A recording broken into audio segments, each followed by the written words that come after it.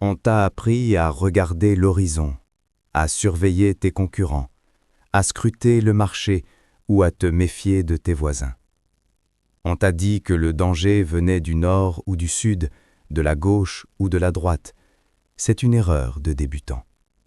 La réalité, celle que les bâtisseurs d'empires comprennent après avoir tout perdu au moins une fois, c'est que le vrai champ de bataille n'a pas de coordonnées GPS.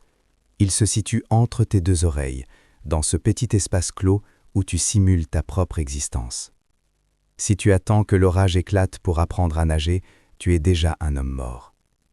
Le véritable conquérant ne combat pas seulement quand l'épée sort du fourreau. Il combat chaque seconde, dans chaque scénario, en permanence. Il mène une guerre totale dans sa tête, n'importe où, n'importe quand. Dans la file d'attente d'un café, sous la douche ou au milieu d'une réunion stratégique, son esprit est une machine de guerre qui traite des probabilités. Tu dois être capable de vivre 1000 vies, 1000 échecs et 1000 triomphes avant d'en terminer une seule dans le monde réel. Pourquoi faire cela? Parce que l'imprévu est le seul véritable maître du monde physique. La seule façon de le détrôner, c'est de l'avoir déjà rencontré, de l'avoir déjà salué et de l'avoir déjà vaincu dans le silence de tes pensées. Est-ce que tu réalises à quel point tu es vulnérable quand tu ne fonctionnes qu'en réaction au monde? Prends un instant, respire, regarde autour de toi. La plupart des gens que tu vois subissent leur vie comme on subit une météo capricieuse. Ils se réjouissent quand il fait beau et s'effondrent à la première averse. Ils n'ont aucune défense intérieure parce qu'ils ont refusé de mener la bataille avant qu'elle ne commence. Clarifions une chose ici pour éviter tout malentendu. Ce que je te dis ne signifie pas que tu dois devenir un paranoïaque enfermé dans une cave, tremblant de peur face à l'avenir. Bien au contraire. La lucidité n'est pas la peur. Anticiper la trahison d'un allié ne signifie pas que tu ne l'aimes pas ou que tu ne lui fais pas confiance. Cela signifie que tu respectes assez la complexité humaine pour savoir qu'un homme peut changer sous la pression, que les intérêts évoluent, et que la loyauté est parfois une question de circonstances. Tu ne combats pas les gens, tu combats l'illusion que les choses sont figées. Tu n'es pas cynique, tu es prêt. Dans cette vision du monde, tu n'as que des ennemis et tu n'as que des amis. C'est le paradoxe absolu.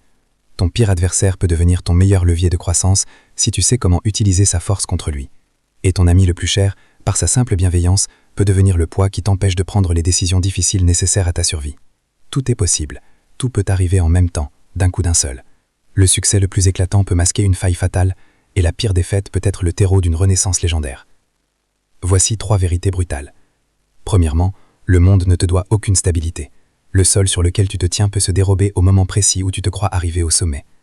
Deuxièmement, ta loyauté envers tes rêves doit être supérieure à ta loyauté envers tes certitudes actuelles. Si tu t'accroches à une image fixe de ta vie, tu seras brisé par le mouvement permanent de l'existence. Troisièmement, celui qui refuse d'imaginer le pire se condamne à le subir de plein fouet sans aucune protection. La préparation mentale est une armure invisible mais impénétrable.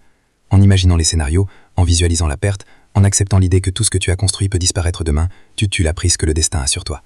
Quand l'événement se produit enfin dans la réalité, il n'y a plus de choc, il n'y a plus de panique, il n'y a qu'une exécution calme et précise.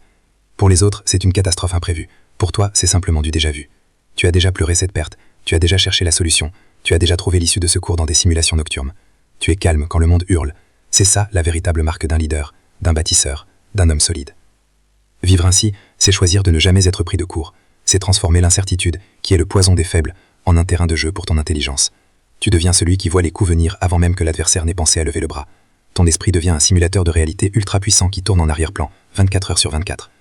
La conséquence de cette discipline est une sérénité que peu de gens connaîtront jamais. Tu n'es plus l'esclave de la chance ou de la malchance. Tu es le centre de gravité de ton propre empire.